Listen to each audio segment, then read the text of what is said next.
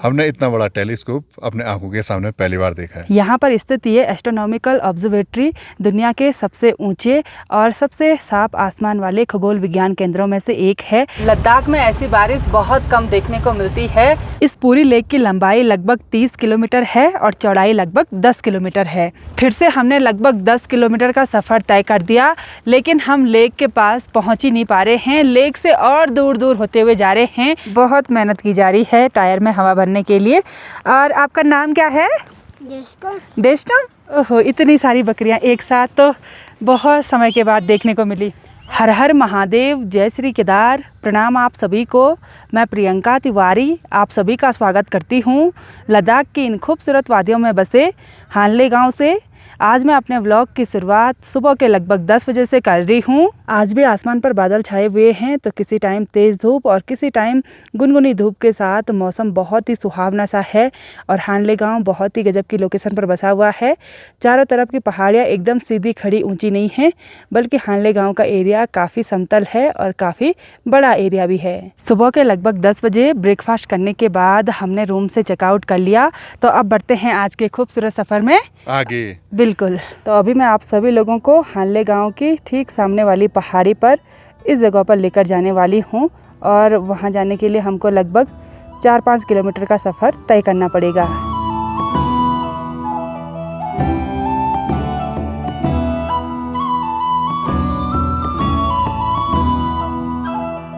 यहाँ पहाड़ की चोटी में पहुँचते ही हमको काफ़ी सारे टूरिस्ट व्हीकल नज़र आ रहे हैं और साथ ही यहाँ से पूरी वैली का 360 व्यू देखने को मिल रहा है।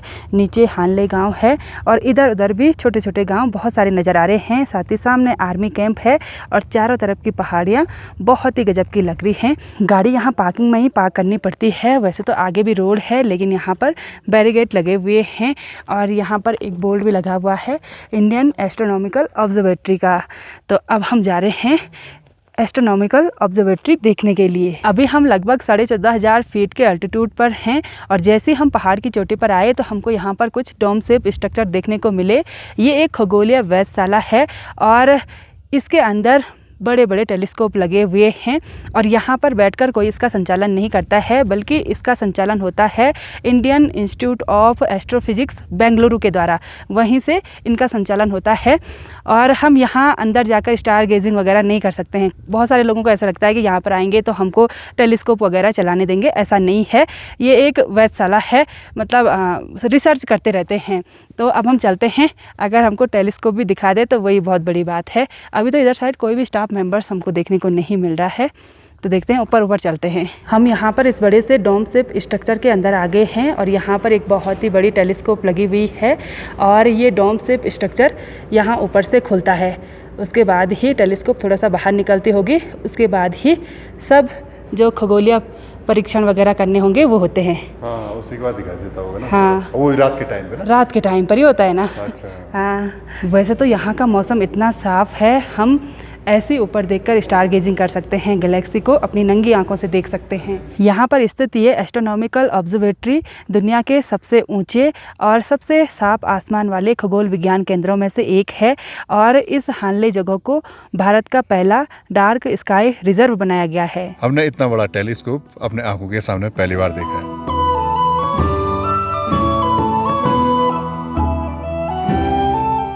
यहाँ लद्दाख की एक और बहुत ही फेमस लेक है जिसका नाम है सो मोरिरी।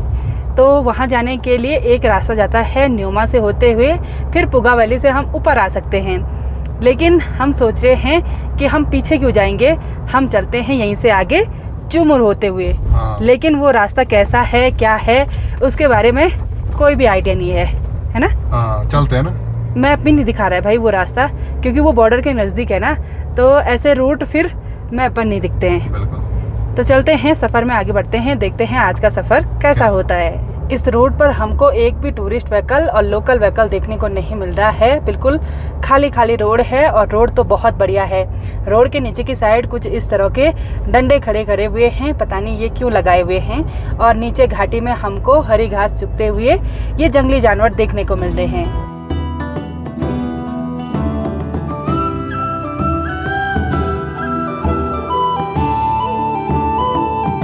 मेन हाईवे से अभी हम इस बड़े से ग्राउंड में आ गए हैं और यहाँ पर पूरा ऑफ रोडिंग है।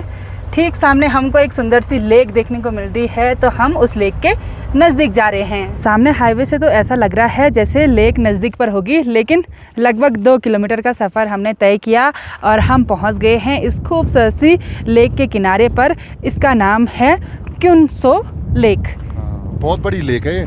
बहुत बड़ी है। तो इन खूबसूरत पहाड़ों के बीच में हमको बहुत सारी जगह ऐसी खूबसूरत सी लेक देखने को मिलेगी। अभी तो ये शुरुआत है और इस लेक का पानी ना नीला नहीं है, दूर दूर हमको हरा हरा देखने को मिल रहा है।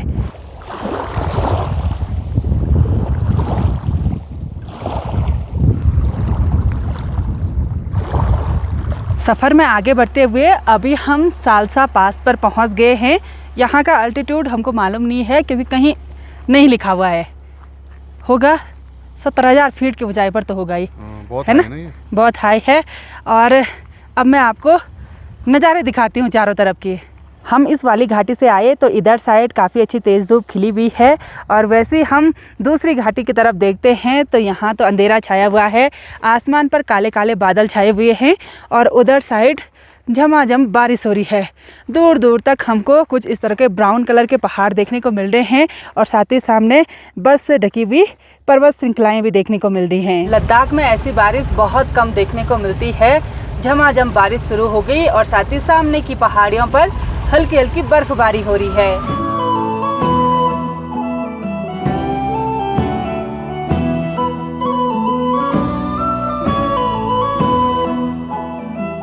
हानले से लगभग 85 किलोमीटर का सफ़र तय करने के बाद अभी हम चुमुर गांव में पहुंच गए हैं। गांव का एरिया सामने से है और गांव से पहले ही यहां पर से 2 रूट जाते हैं। एक तो गांव के लिए जाता है और एक जाता है सो मोरोरी लेक के लिए। तो यहां पर इन पत्थरों पर कुछ इस तरह से लिखा हुआ है, राइट की तरफ मुड़ना है बोला।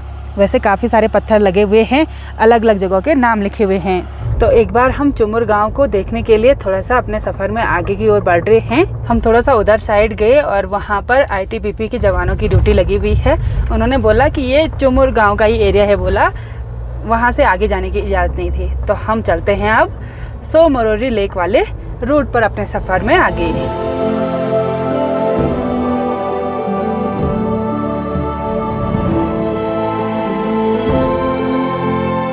आज के सफ़र में सड़क अच्छी होने के साथ साथ सड़क के दोनों साइड ये छोटे छोटे पौधे उगे हुए हैं और इन पर ना बहुत ही सुंदर कलर के वाइट कलर के फूल खिले हुए हैं, जो कि दिखने में बहुत ही गजब के लग रहे हैं। ऐसा लग रहा है जैसे लाइन से ये फूल किसी ने लगाए हों, लेकिन ये प्रकृति में अपने आप उगे हुए हैं। सफ़र में आगे बढ़ते हुए हमको दूर एक बहुत ही सुंदर सी लेक देखने को मिल गई है और यहाँ दूर से उसका पानी पूरी तरह से आसमानी लग रहा है और मुझे लग रहा है वही सो मोरोरी लेक है। क्या कहते हैं जी? हाँ, क्योंकि बहुत बड़ी लग रही ना वो, यहाँ से और वहाँ तक। वही तो, अब नज़दीक चलते हैं, अभी तो हम काफ़ी दूर हैं। हाँ, रोड बहुत बढ़िया है। रोड एक नंबर। इस रोड पर बिल्कुल भी ट्रैफिक नहीं, कहीं पर रोक टोक नहीं, मतलब इतनी सुंदर रोड है ना।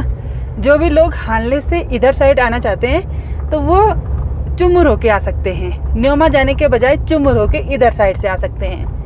अब बाद में यहाँ से न्योमा के लिए भी रास्ता है तो वहाँ जा सकते हैं, जैसे हम जा सकते हैं, कोई भरोसा नहीं हमारा, है ना। एक वाहन नहीं मिला हमें। हाँ, कोई वो जो काम करने वाले थे ना रास्ते में, उन्हीं की गाड़ियाँ मिल रही थी बस। जिस पॉइंट से सबसे पहले हमने इस लेक को देखा वहाँ पर से हमने लगभग 15-20 किलोमीटर का सफ़र तय कर लिया। लेक के किनारे से बनी हुई रोड से लगातार आगे बढ़ रहे हैं, लेकिन लेक ख़त्म ही नहीं हो रही है, अभी आगे भी उतनी है। और जो 0 पॉइंट है ना लेक का, वहाँ पर पहुँचने के लिए हमको अभी 5-10 मिनट का टाइम और लगेगा, है ना।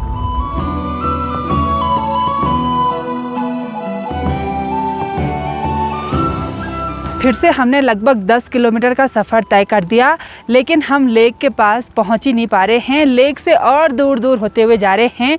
हम सोच रहे थे कि हमने पानी को टच करना है, लेकिन कहाँ पर करना है वो पॉइंट हमको मिल ही नहीं रहा है।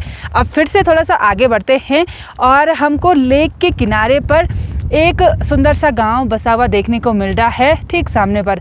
आज यहाँ का मौसम भी पता नहीं अजीब सा हो गया है, किसी टाइम धूप हो रही है, किसी टाइम तेज़ हवा हो रही है, किसी टाइम बारिश हो रही है और सामने की ऊंची ऊंची पहाड़ियाँ भी बड़ी गजब की लग रही हैं। तो देखते हैं उधर सामने उस पॉइंट तक चलते हैं। उधर साइड कुछ व्हीकल देखने को मिल रहे हैं, तो देखते हैं, उधर चलते हैं। गाड़ी से जैसे उतरे ना, वैसे ठंडी ठंडी हवा के साथ हल्की हल्की बूंदाबांदी शुरू हो गई। भाई ठंडा लग रहा है, अब जैकेट पहनना पड़ेगा।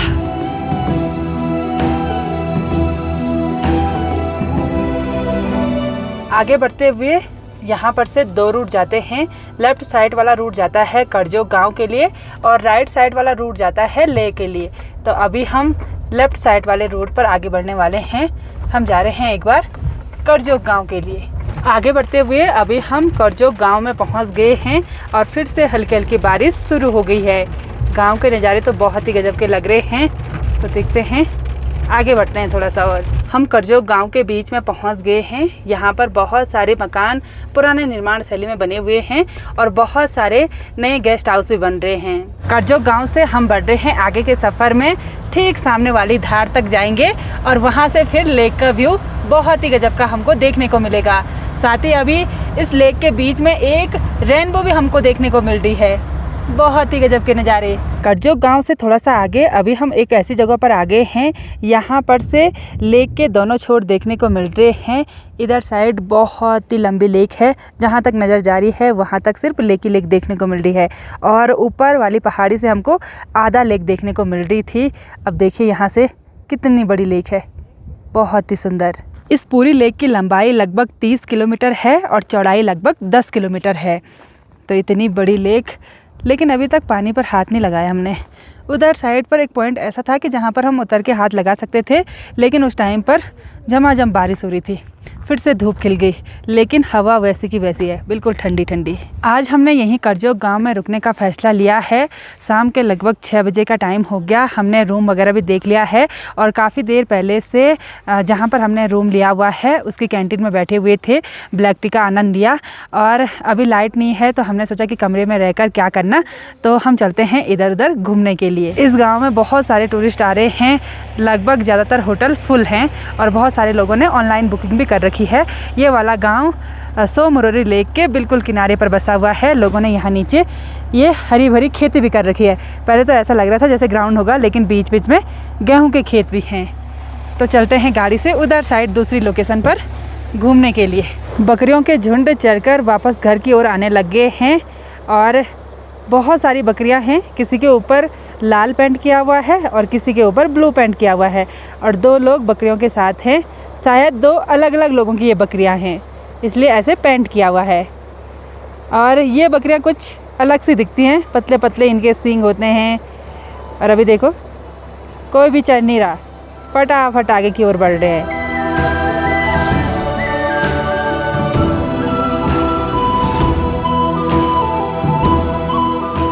थोड़ा सा आगे बढ़ते ही अभी हम एक और सुंदर से गांव में पहुंच गए हैं। करजोग से 2 किलोमीटर की दूरी पर ये गांव है और इस गांव में आकर हमको बहुत ही बढ़िया नज़ारे देखने को मिले। ये बकरियां जंगल से चर के आ रही हैं और अभी रोड क्रॉस कर रही हैं। भाई इन पर तो अलग अलग कलर लगे हुए हैं और एक बूढ़ी आमा जी इनको चरा रही हैं। ओहो, बड़े सुंदर लग रही हैं भैया। ओहो, इतनी सारी बकरियां एक साथ तो बहुत समय के बाद देखने को मिली। और इन बकरियों के सींग देखो कितने लंबे लंबे हैं, आपस में लड़ाई भी कर रहे हैं। ओहो, झूले आमा। और इधर साइड भी बहुत सारी बकरियां हैं, बहुत सारी। तो अभी एक प्यारा सा बच्चा यहाँ पर मिला है और इसके साइकिल के टायर की हवा कम हो गया बोला। आपको क्या पूछा? हवा है वो तुम्हारी गाड़ी में? हवा?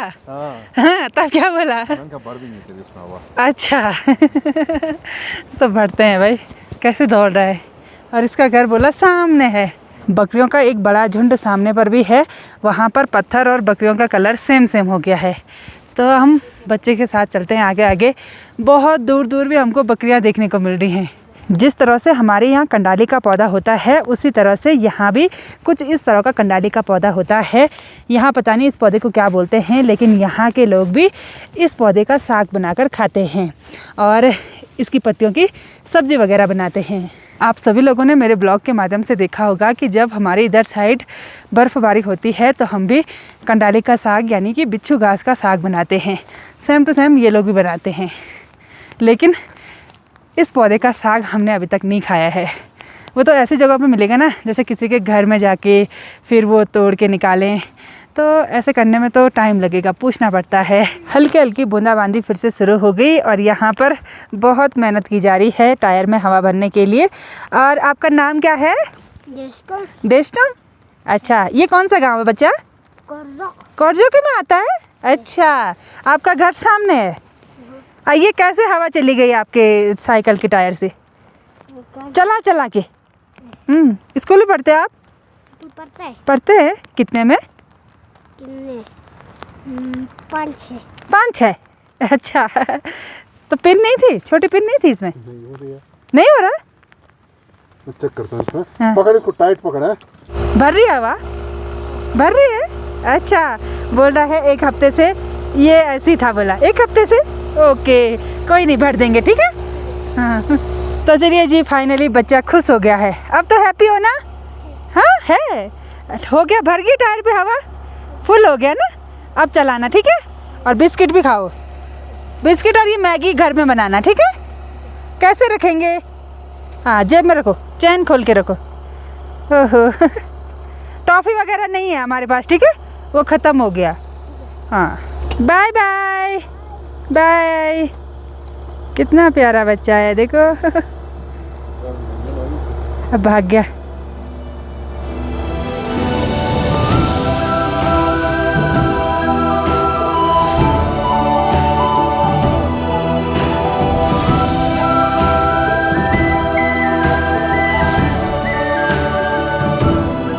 शाम होते ही इस गांव में इंसान कम और चारों तरफ बकरियां ही बकरियां देखने को मिल रही हैं। इतनी सारी बकरियां, लगभग 4-5 हज़ार बकरियां तो होंगी यार। हाँ, लगभग, है ना। हाँ, बहुत सारी बकरियां, चारों तरफ बकरियां हैं। वही तो, अब वो पत्थरों के पीछे दिखाई नहीं दे रही है। हाँ, कलर भी सेम हो गया ना। सेम कलर हो गया। जैसे हम नज़दीक पर आए तो तब ये बकरियां देखने को मिल रही हैं और हमको इतने गौर से देख रही है ना, डर रही है भयंकर। चलते हैं ऊपर, पता चल रहा, हमने बोला डर रही है, बाद में उन्होंने हमको मार दिया।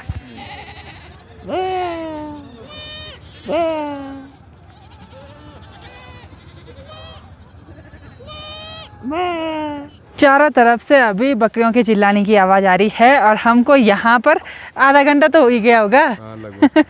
एक बकरी को देख रहे, दूसरी बकरी को देख रहे, छोटे छोटे बच्चे बकरियों के, बहुत ही प्यारे प्यारे, सुंदर सुंदर लग रहे हैं।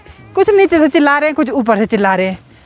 किसी के बच्चे नीचे हो गए, मम्मी ऊपर हो गई है। तो अब चलते हैं वापसी।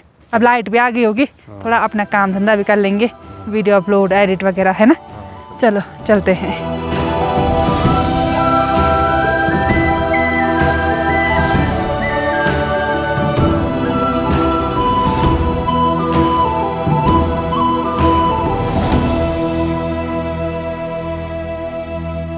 आज हम यहाँ कोरजोक में इस प्यारे से गेस्ट हाउस में रुकने वाले हैं। इस गेस्ट हाउस में हमारा रूम कुछ इस तरह का होने वाला है, डबल बेड का, बिल्कुल साफ़ सुथरा रूम और साथ में वॉशरूम अटैच है और बैग वगैरह हमने यहाँ पर रखे हुए हैं क्योंकि काफ़ी खुला खुला स्पेस है। थोड़ा सा रिलैक्स हो जाते हैं। और वहाँ पर स्टाफ मेंबर्स बोल रहे थे बस सब रोटी बनाना बाकी है, उसके बाद डिनर लगा देंगे। तो मैं तब तक वीडियो थोड़ा टाइम लाइन पे लगा देती हूँ। वीडियो एडिट करना, उसको अपलोड करना, ये ट्रैवलिंग के दौरान सबसे बड़ा टास्क रहता है। प्रॉपर नेट चाहिए होता है और इधर साइड खासकर प्रॉब्लम होती है। हाल में तो बहुत प्रॉब्लम हुई क्योंकि वहाँ पर नेट की स्पीड 5G नहीं थी, 4G था और वो भी बिल्कुल कम।